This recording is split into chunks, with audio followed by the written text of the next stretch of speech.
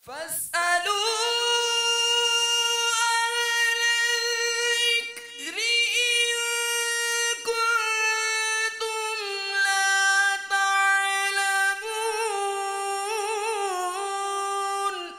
اے لوگو علم والوں سے پوچھو اگر تمہیں علم نہ ہو۔ الحمدللہ رب العالمین والصلاة والسلام علی سید الانبیاء والمرسلین، اما بعد فاعوذ باللہ من الشیطان الرجیم، بسم اللہ الرحمن الرحیم۔ الصلاة والسلام علیکہ یا رسول اللہ وعلی آلکہ واصحابکہ یا حبیب اللہ، الصلاة والسلام علیکہ یا نبی اللہ وعلی آلکہ واصحابکہ یا نور اللہ۔ درود پاک کی ایک فضیلت آپ کے گوش گزار کرنے کی سعادت حاصل کرتا ہوں۔ پیارے آقا صلی اللہ تعالیٰ علیہ وآلہ وسلم نے ارشاد فرمایا، جس کا مفہوم کچھ یوں ہے کہ جو روزانہ مجھ پر 1000 بار درود پڑھے گا مرے گا نہیں جب تک کہ جنت میں اپنی جگہ نہ دیکھ لے۔ صلو علی الحبیب صلی اللہ تعالی علی محمد صلی اللہ تعالی علیہ وآلہ وسلم۔ الحمدللہ دارالافتاء اہل سنت کے سلسلے میں ایک مرتبہ پھر ہم سب حاضر ہیں۔ حضور سب سے پہلے تو میں یہ سوال کروں گا کہ صدقہ فطر جو ہے وہ اس کا حکم کیا ہے اور یہ کس طرح سے ضروری ہے؟ بسم اللہ الرحمن الرحیم۔ صدقہ فطر چونکہ اس بارے میں نبی کریم صلی اللہ تعالی علیہ وآلہ وسلم نے اس کو ادا کرنے کا حکم ارشاد فرمایا ہے۔ جی، آپ نے مکہ کی گلیوں میں اس کے اعلانات کروائیں کہ صدقہ فطر یہ واجب ہے۔ یہ بھی روایات میں آیا کہ صدقہ فطر روزے کی طہارت ہے ایک طرح کی، کہ روزے کے دوران ہم سے جو لغو باتیں یا ایسی کوئی چیزیں جس کی وجہ سے روزے کی صحیح معنوں میں برکتیں حاصل نہیں کر سکے، اس کے اندر کوئی ایسی چیزیں شامل ہو چکی ہیں، کچھ کمی رہ گئی ہے، تو صدقہ فطر شریعت مطہرہ نے مقرر فرمایا تاکہ اس کی وجہ سے اس روزے کی طہارت ہو جائے۔ اور مزید یہ ہے کہ مسکینوں کا، غریبوں کا اس میں فائدہ ہے، ان کی خوراک کا کوئی سامان بن جاتا ہے۔ صحیح۔ ایک ایک اور حدیث روایت میں ارشاد فرمایا کہ بندے کا روزہ آسمان زمین کے درمیان معلق رہتا ہے جب تک صدقہ فطر ادا نہ کرے۔ جب تک صدقہ فطر ادا نہ کرے، کتنی اہم بات۔ تو اس لیے صدقہ فطر یہ رسول اللہ صلی اللہ علیہ وآلہ وسلم نے مقرر فرمایا ہے۔ اس یہ کس پر واجب ہے، اس کا اگر کچھ بیان ہو جائے؟ ہاں، یہاں یہ بات ایک ہے صدقہ فطر کس پر، جس کو اتنی مقدار نکالنا ضروری ہو جائے۔ جی، شرعاً اس کے لیے بھی نصاب ہے۔ صحیح، یعنی اس کے لیے آدمی کا مالک نصاب ہونا، لیکن اس کے نصاب کی صورتیں اس سے کچھ جدا ہیں جو زکوٰۃ کے حوالے سے آج تک ہم سن رہے تھے۔ صحیح۔ یہاں پر یعنی کئی چیزیں ایسی ہیں کہ جن سامان اور جن اشیاء کی وجہ سے زکوٰۃ تو آدمی پر لازم نہ ہو، گھریلو کئی سامان ہوتے ہیں، حاجت سے زائد ایسی چیزیں ہوتی ہیں، لیکن صدقہ فطر میں یہ تمام چیزیں شامل کی جاتی ہیں۔ صحیح۔ لہذا ہر وہ شخص جس کے پاس یعنی مالک نصاب ہونے کے حوالے سے 52.5 تولے چاندی یا اس کی مالیت کے برابر رقم سونا، حاجت سے زائد گھریلو سامان، اس طرح کی جو چیزیں یعنی اتنے وہ مالیت کا مالک ہے، تو ایسے شخص کو صدقہ فطر کے حوالے سے مالک نصاب کہا جائے گا۔ ٹھیک ہے، ٹھیک ہے۔ اور فرمایا کہ عید کے دن صبح صادق طلوع ہوتے ہی یہ یعنی اس نصاب کا مالک ہے اور یہ وقت اس پر آ گیا۔ اس پہ سال گزرنا بھی ضروری، اس پہ سال گزرنا ضروری نہیں، ٹھیک ہے، ہفتہ گزرنا بھی ضروری نہیں ہے۔ صحیح، اس دن اس ٹائم پہ جو صاحب نصاب اور مالک نصاب کی کیفیت میں ہے۔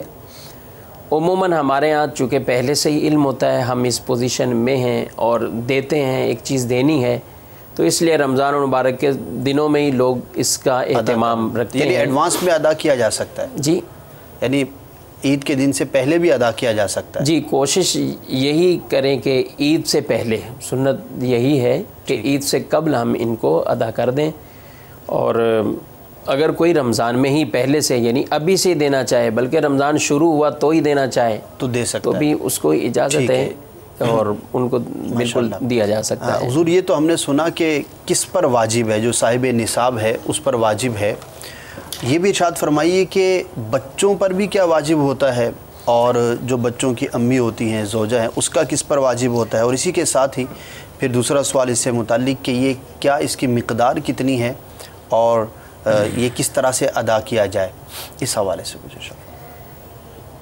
دیکھیں، جہاں تک اس کا میں پہلے مقدار کا عرض کر دیتا ہوں جی کہ کتنا صدقہ فطر نکالا جاتا ہے۔ اس بارے میں فقہاء کرام نے جو ارشاد فرمایا ہے کہ صدقہ فطر کہ جس کے لیے گندم نصف سا، یہ ایک سا ایک پیمانہ ہے صحیح، اور نصف سا جو آج ہمارے اس دور میں جس کے علماء کرام نے، مفتیان کرام نے تحقیق سے اس کا ایک وزن بیان کیا ہے تاکہ لوگوں کو نکالنے میں آسانی ہو، تو وہ تقریباً یعنی 80 گرام کم 2 کلو بنتا ہے وزن اس کا، 2 کلو سے 80 گرام کم 2 کلو سے۔ اب اگر کوئی 2 کلو کا حساب ایک جنرل عام حساب رکھتے ہیں کہ 2 کلو کے حساب سے دے دیں، بعض 2.25 کلو کے حساب سے دے رہے ہوتے ہیں، اچھا ہے، جتنا زیادہ بہتر اس میں، لیکن ایک جو اس کا ایک وزن ہے جس جو کو ضروری ہے وہ مقدار بیان کرنی، تو 2 کلو میں 80 گرام کم، یہ اتنے وزن سے یہ آٹا وغیرہ یہ دیا جائے یا ان کی قیمت دے دی جائے۔ صحیح، اور اس کے ساتھ ساتھ یہ نصف سا یعنی اس حوالے سے آٹا ہے، گیہوں ہے، ستو وغیرہ، آٹا یا اس کا ستو، کھجور، منقع، جو، یہ 1 سا ہے، ٹھیک ہے، یعنی 1 سا 4 کلو، 4 کلو میں سے 160 گرام کم، 4 کلو کا کوئی حساب رکھتے ہیں تو بھی ٹھیک ہے، اس میں کوئی مذاکرے کی بات نہیں۔ تو اب یہ عموماً ہم نے دیکھا ہے کہ ہر آدمی وہ آٹے کے اعتبار سے ہی دے رہا ہوتا ہے، گندم کے اعتبار سے ہمارے یہاں بیان بھی تو یہی کیا جاتا ہے، عموماً مساجد میں بھی جو اعلانات ہوتے ہیں وہ گیہوں کے ہی ہوتے ہیں، اور ایک اعلان ہو جاتا ہے کہ 100 روپے ہے، جیسے ہمارے یہاں بھی پاکستان میں یہ اعلان ہے، ٹھیک ہے، کوئی دیتا ہے تو ادا ہو جائے گا اس کے مطابق۔ لیکن ہمیں اس چیز کو بھی سمجھنا چاہیے کہ یہ جو اتنی چیزیں اور بھی بیان فرمائی ہیں، تو ایسے افراد بعض ہوتے ہیں مالی طور پہ بہت کم پوزیشن میں، ٹھیک ہے، آٹے کے حساب سے دے دیں، اس اعتبار سے دے دیں۔ بعض جو یہ مالدار ہیں، صاحب ثروت ہیں، اچھا دے سکتے ہیں، تو انفع للفقراء، فقراء کے لیے زیادہ فائدے والی بات یہ ہے کہ ان کو زیادہ مال پہنچ جائے، ان کو زیادہ نفع مل جائے گا اس سے، تو ان کو کوشش کرنی چاہیے کہ وہ کشمش کے حساب سے دیں، یعنی کشمش ہوگی تو 4 کلو، 4 کلو ایک، جی، اس اب کھجور کے حساب سے دیں۔ اب آٹے سے 100 روپے کے دے دیا، کھجور عام نارمل جو ہے وہ 250 سے 300 روپے کی کلو اگر ہو تو وہ 1200 روپے بنے گا ایک صدقہ فطر۔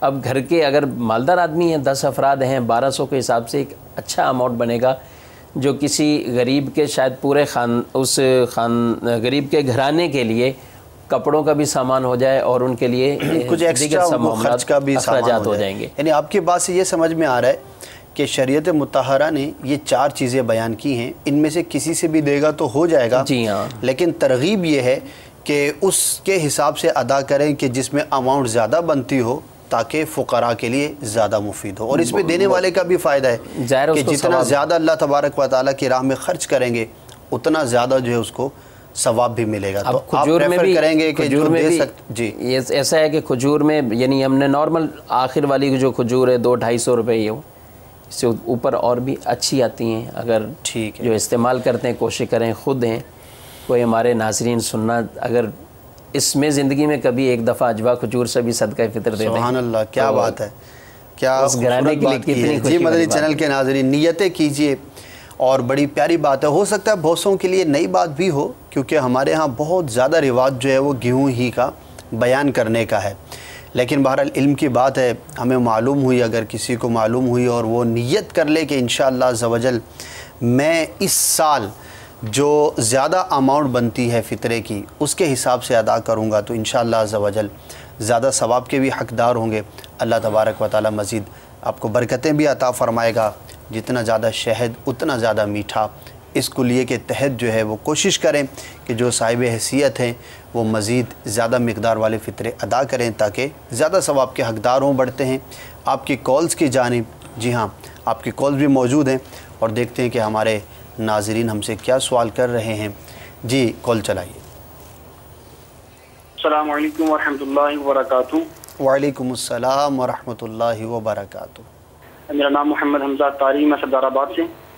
میرا درگستہ اہل سنت جناب مفتی صاحب سے سوال یہ ہے کہ فطرانہ کن پہ واجب ہوتا ہے، اس کے متعلق رحمت فرما دی جائے. فطرانہ کیا ادھار لے کے، لون لے کے ادا کیا جا سکتا ہے؟ مثال طور پہ ایک آدمی ہے اور اس کے 4 بیٹے ہیں، ایک اس کی بیوی ہے، تو کیا اس کے پاس اتنے پیسے نہیں ہیں کہ وہ اپنا فطرانہ ادا کر سکے، تو کیا وہ ادھار لے کے اپنا فطرانہ ادا کر سکتا ہے؟ ٹھیک ہے، ٹھیک ہے. 2 سوال ہیں بیسیکلی، انشاءاللہ آپ کو جواب دیتے ہیں. ہمارے ساتھ رہیے. اگلی کال چلا دیجیے. السلام علیکم. وعلیکم السلام ورحمۃ اللہ وبرکاتہ. میرا نام محمد زین رضا اتاری ہے. میں پنجاب کے شہر گجرانوالہ سے بات کر رہا ہوں. جیسا کہ ہمیں معلوم ہے کہ غیر شریف فقیر کو زکوٰۃ نہیں لگتی اور دینے والا زکوٰۃ کو دوبارہ ادا کرے گا، تو کیا غیر شریف فقیر اس رقم کو واپس کرے گا کہ نہیں؟ جو آپ عطا فرما دیں. انشاءاللہ عز و جل آپ کے سوال کا جواب بھی لیتے ہیں، نوٹ کر لیا گیا ہے. نیکسٹ. سعودیہ سے کال کر رہا ہوں. میں یہ پوچھنا چاہتا ہوں کہ بغیر سحری کے روزہ ہو جاتا ہے؟ بغیر سحری کے روزہ ہو جاتا ہے یا نہیں، ضرور بتاتے ہیں. ایک اور کال دیجیے. السلام علیکم ورحمۃ اللہ وبرکاتہ. وعلیکم السلام ورحمۃ اللہ وبرکاتہ. میرا نام محمد عامر اتاری، میں باب المدینہ کراچی لالی کا دبا سے عرض کر رہا ہوں. کی بارگاہ میں سوال ہے، کیا ہم اعتکاف میں نہا سکتے ہیں یا نہیں؟ السلام علیکم ورحمۃ اللہ وبرکاتہ. وعلیکم السلام ورحمۃ اللہ وبرکاتہ. اعتکاف میں نہا سکتے ہیں یا نہیں، ضرور عرض کرتے ہیں. ایک اور کال دے دیجیے. السلام علیکم ورحمۃ اللہ وبرکاتہ. وعلیکم السلام ورحمۃ اللہ وبرکاتہ.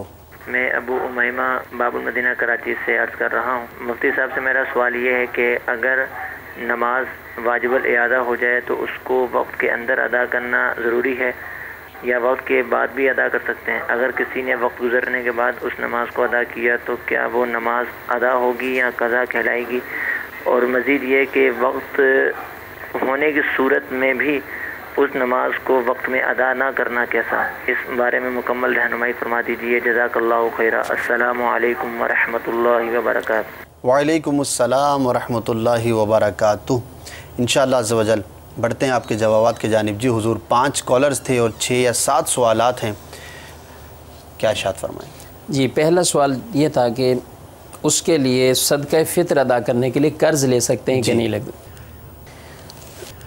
اس کے بارے میں گزارش یہی ہے کہ جس آدمی پر صدقہ فطر لازم ہے، جی اب اس کے پاس اگر بالفرض ان دنوں میں، ان ایام میں یا خاص اس وقت میں نکالنے کے لیے رقم کیش کی صورت میں نہیں ہے، نقدی رقم نہیں ہے، لیکن وہ سمجھتا ہے کہ یہ میری ان پر صدقہ فطر لازم ہے، صحیح، تو اب بھلے قرض لے کر وہ ادا کرے، اس کو صدقہ فطر تو ادا کرنا ہوگا. صدقہ فطر یعنی اس کے لیے اگر قرض لے کے بھی ادا کرتا ہے تو ٹھیک ہے، ادا ہو جائے گا. ٹھیک ہے.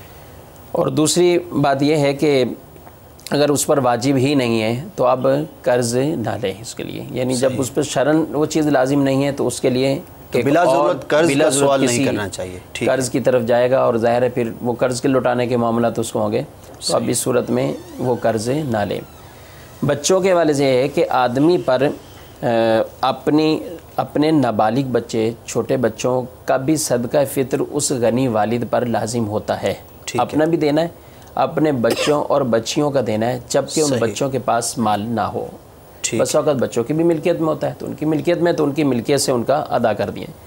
اور اگر ان کے پاس مال نہیں ہے تو اس صورت میں یہ خود صاحب نصاب ہیں، مالک نصاب جو ہم نے عرض کیا نصاب، تو پھر ان کو اپنی طرف اپنا بھی دینا ہے اور اپنے بچوں کا بھی دینا ہے. شروع میں آپ نے جیسے کہ سوال میں کہا تھا بیوی کی حوالے سے، تو وہ شوہر پر اگرچہ لازم واجب نہیں ہے، لیکن چونکہ جیسے گھر میں ایک پوری فیملی رہتے ہوئے گھر کے ایک فرد یعنی شوہر ہو گئے اپنی زوجہ کی طرف سے، اپنے بچوں کی طرف سے نکالتے ہیں، تو اگر یہ دیتے ہیں ان کی اجازت کے بغیر بھی دیتے ہیں، تو इनका सदका फ़ित्र अदा हो जाएगा, जबकि ये एक दलालतन है कि ये सारे काम यही करते हैं और हर दफ़ा ये अदा करते हैं, घर के कफ़ील हैं और सारे अखराजात वगैरह यही करते हैं, तो ये दलालतन एक इजाज़त होती है। बहरहाल अगर सराहतन इजाज़त ले ली या उन्होंने कह दिया मेरा भी सदका फ़ित्र आप अदा कर दें तो बिल्कुल बात वाज़ेह होगी। सही, ठीक है। घर के इसी तरह जो बालिग बच्चे हैं उनका वालिद पर सदका फ़ित्र नहीं है, ठीक है। नाबालिग बच्चों का वालिद पर है जी, और बालिग हैं तो उनका अपना एतबार है। वो ख़ुद अगर शरीफ फ़कीर हों तो ज़ाहिर उन पर नहीं है, और अगर वो मालिक निसाब हैं तो ऐसी सूरत में उनको अपना सदका फ़ित्र अदा करना होगा। और अगर घर के सरपरस्त वालिद ख़ुद ही अपने बालिग और नाबालिग, इस तरह ज़ौजा, अहलिया, बहन भाई जो इकट्ठे एक साथ रहते हैं और एक घर के कफ़ील हैं जो निकालते हैं, ये सारे मामलात करते हैं और उनको एक इजाज़त होती है, तो इस सूरत में वो निकाल सकते हैं। बहरहाल फिर भी आसन यही है कि बता देना जैसे, और उमूमन बता ही देते हैं कि आज हम ये सदका फ़ित्र निकाल दें, ये अमाउंट सब की तरफ से सराहतन एक बात हो जाए तो ज़्यादा बेहतर है। जी, ज़्यादा बेहतर। आगे मज़ीद एक सवाल उन्होंने किया कि क्या गैर शरीफ फ़कीर को अगर ज़कात दी जाए तो वो ज़कात, ज़ाहिर ज़कात तो अदा नहीं हुई, इनको उसके बारे में गैर शरीफ फ़कीर होना अगर पता है कि वो शरीफ फ़कीर नहीं है तो फिर भी उसको ज़कात दे रहे हैं, तो ये अपनी ज़कात दोबारा से अदा करेंगे, वो इनकी ज़कात अदा नहीं होगी। वापसी का पूछा था इन्होंने, क्या उससे वापस भी ली जाएगी? वापस तो अव्वलन तो ये ना कि ये दे दी उसको, अब इस जिक्र नहीं किया ये ज़कात है, वो मदद है कि किस हवाले से उसको जो है वो रकम दी है, ठीक है। तो वो सामने वाला तो उसको एक मदद समझ रहा है, ये तोहफ़ा समझ रहा है, ये क्या समझ रहा है, तो ऐसी सूरत में ज़ाहिर है फिर इनके मामलात और अलग होंगे, मज़ीद आज जो है वो दूसरे होंगे। क्या कहकर ये अलग बात है कि वो इनसे ज़कात का अपने आप को ज़ाहिर करके ले रहा है और ये उनको ज़कात दे रहे हैं, अब उनसे वापसी की सूरत है तो वो फिर एक जुदा बात है, ठीक है। तो इसलिए ज़कात के बारे में पहले ही ये एहतियात कर लेनी ज़्यादा मुनासिब है। सही। बग़ैर सहरी के रोज़ा हो जाता है कि नहीं? सहरी करना रोज़े के लिए इस तरह शर्त नहीं है कि अगर सहरी ना की तो रोज़ा होगा ही नहीं, रोज़ा बग़ैर सहरी के भी हो जाता है, अलबत्ता सुन्नत इसमें तर्क होती है। सहरी के खाने में बरकत रखा फरमाया गया है, सहरी में अगरचे चंद ही लुक़मे हों, अगरचे खजूर और दूध हो, कुछ भी हो, सहरी की नीयत से इंशाल्लाह खाएंगे तो उसका हमें सवाब और बरकत जो है वो हासिल होगी। नीयत होनी चाहिए सुन्नत अदा करने की, जी हाँ, तो इंशाल्लाह अज़्ज़ा वजल सवाब के भी। जी हाँ, तो और अगर ऐसा नहीं हुआ, किसी ने सहरी नहीं की, किसी वजह से आँख नहीं खुली, सहरी रह गई है, तो रोज़ा फिर भी हो जाता है, चाहे नफली रोज़ा हो या अभी जो रमज़ान के फ़र्ज़ रोज़े चल लें, सहरी बाहर सूरत शर्त नहीं है रोज़े के लिए। ठीक।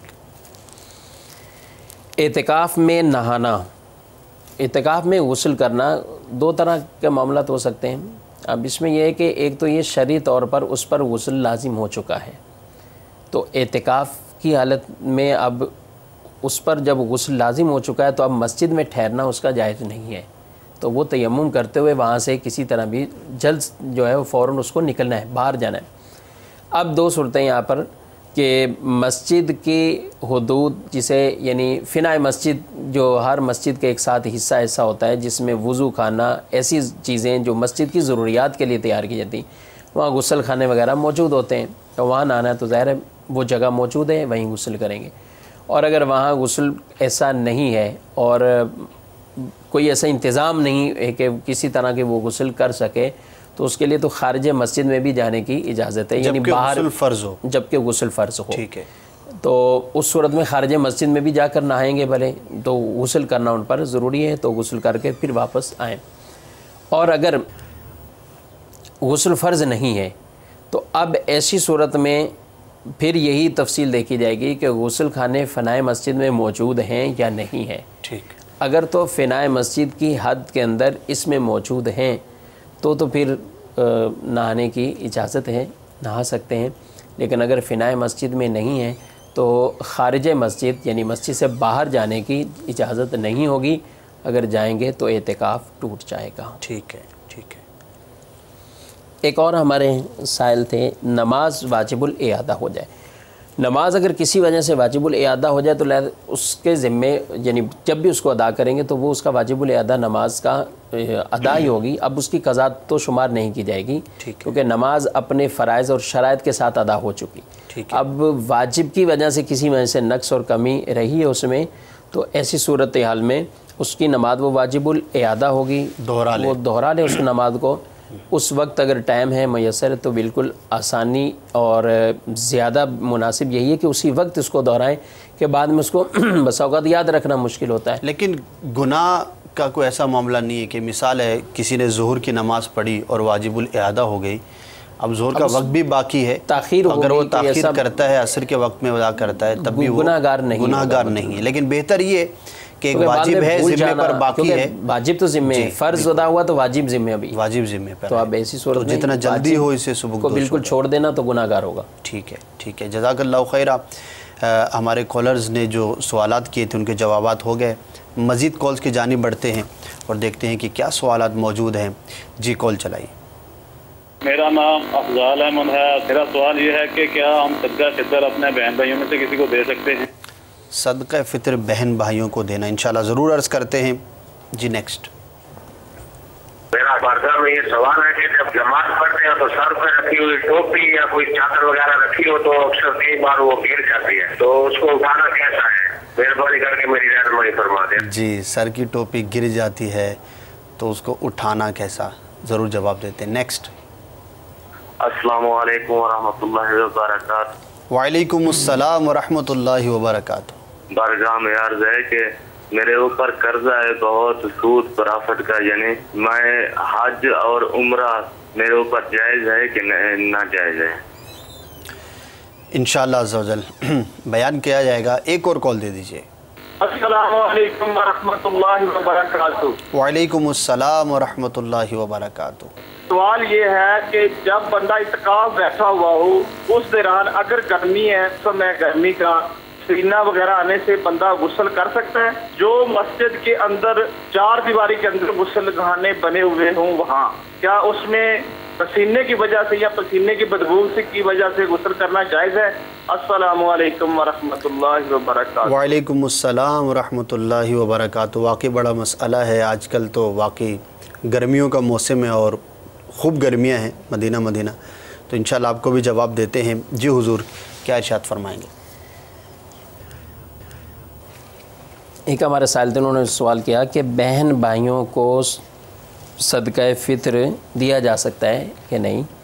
صدقہ فطر ان کو دیا جا سکتا ہے جن کو زکوٰۃ دی جا سکتی ہے. ٹھیک ہے, یعنی چند اس میں استثناء موجود ہیں, لیکن ابھی فی زمانہ چونکہ ان کو بھی زکوٰۃ یعنی عامل وغیرہ جو پہلے زکوٰۃ پر معمول ہوتے ہیں زکوٰۃ وصول کرنے کے لیے, تو ان کے لیے زکوٰۃ تو ہے, صدقہ فطر کے معاملات نہیں ہیں. ٹھیک ہے. تو عام جو ایک شریف فقیر کے حوالے سے یا عزیز و اقارب کے حوالے سے جن میں دیکھا جاتا ہے تو اس میں یہ تقسیم ہے کہ جن کو زکوٰۃ دے سکتے ہیں ان کو صدقہ فطر بھی دے سکتے ہیں. ٹھیک ہے. ماں باپ کو زکوٰۃ نہیں دے سکتے, ماں باپ اپنی اولاد کو زکوٰۃ نہیں دے سکتے. بہن اپنے بھائی کو, بھائی اپنی بہن کو زکوٰۃ دے سکتا ہے اس صورت میں جب کہ واقعی جس کو زکوٰۃ دی جا رہی وہ شریف فقیر ہو, وہ مستحق کے زکوٰۃ ہو. ایسا نہیں ہے کہ ایک بھائی اپنا صدقہ فطر نکال کے بہن کو دے رہا ہے, بہن اپنا صدقہ فطر نکال کے اس کو دے رہی, دونوں مال کے نصاب ہیں تو ظاہر ان کا ادا نہیں ہوگا اس طرح. تو مطلقاً یہ مسئلہ نہیں ہے کہ بہن بھائیوں کو جو زکوٰۃ دینے کا معاملہ بھی وہ اس صورت میں جب کہ وہ اس کا مستحق ہو.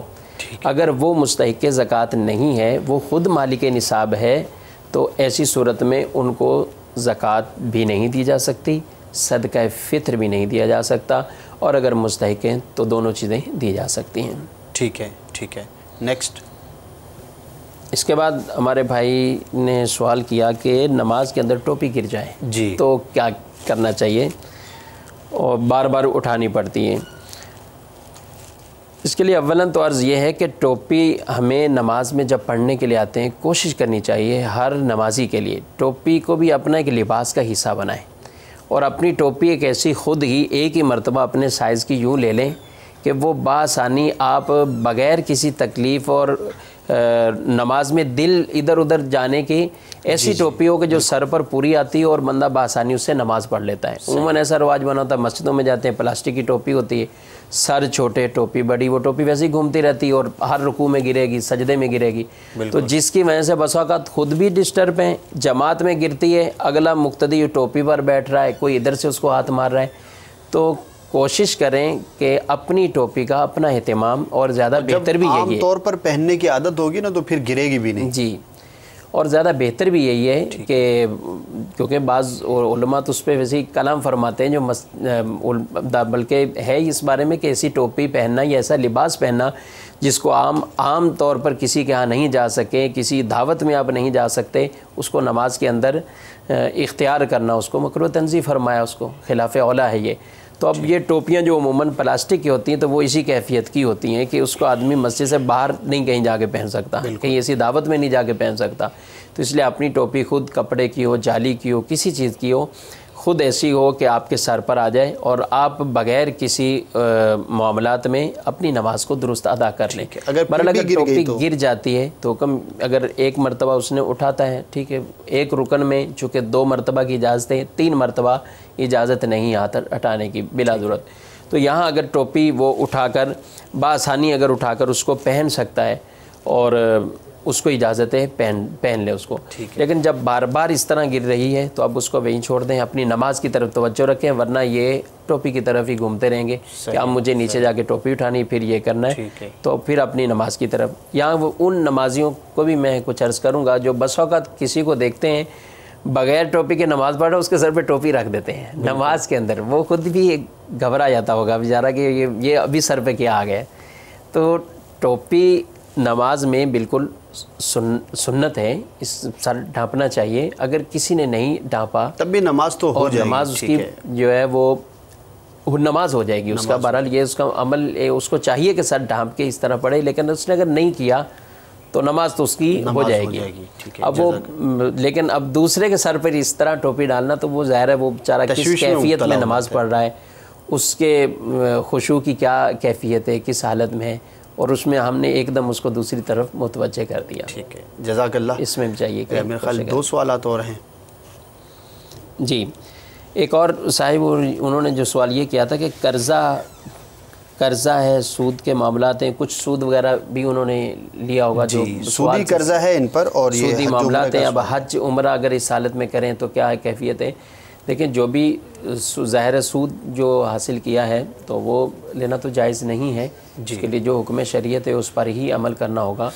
لیکن اگر ایسا شخص اپنے حج پہ جاتا ہے یا عمرے پہ جاتا ہے تو اس کا حج یا عمرہ ادا ہو جائے گا. البتہ اگر اس میں حلال پیسہ خرچ ہوگا تو ظاہر اس پہ ثواب بھی ملے گا. عمل یہ کام ثواب کے لیے کیا جاتا ہے، اور اگر حرام پیسہ خرچ کیا ہے تو پھر ثواب کی امید یا قبول ہونے کی امید یہ اس کی نہیں ہے، کیونکہ اللہ تعالیٰ پاک ہے، پاک مال کو اور پاک ہی اعمال اس طرح کے قبول فرماتا ہے. بہرحال فرض حج جہاں تک ہے تو وہ اس کی ادائیگی ہو جائے گی، وہ ادا ہو جائے گا. آخری سوال. مزید ہمارے بھائی تھے جنہوں نے کہا گرمی ہے، اعتکاف کی حالت میں غسل کرنا ہے، تو اس کی تفصیل ہم عرض کر چکے ہیں. البتہ اس میں یہ احتیاط ضروری ہے، جیسے انہوں نے کہا کہ 4 دیواری اور اس فنائے مسجد کے اندر ہی ہمارے غسل خانے موجود ہیں، بالکل وہاں غسل کیا جا سکتا ہے. لیکن ایک بات کا خیال احتیاط ضروری ہے کہ مسجد کے اندر پانی کی قلت نہ ہو، کیونکہ بس وقت ایسے نے معتکف سارا دن نہاتے رہیں دن میں، اور جب نمازی آئیں تو اب پانی کے معاملات ایسے ہو جائیں تو پھر یہ لوگ ان سے ناراض ہوں گے. تو اس کے لیے خوشبو استعمال کریں، کچھ ایسی چیز استعمال کریں کہ بدبو کو دور کرنا ہے، اس کو بھی دور کریں. کسی کپڑے سے اچھی طرح صاف کرتے ہوئے کچھ خوشبو استعمال کرتے ہیں تو امید ہے بہتر ہو جائے. جزاک اللہ خیرہ. مدنی چینل دیکھتے رہیے. صلو علی الحبیب صلی اللہ تعالی علی محمد.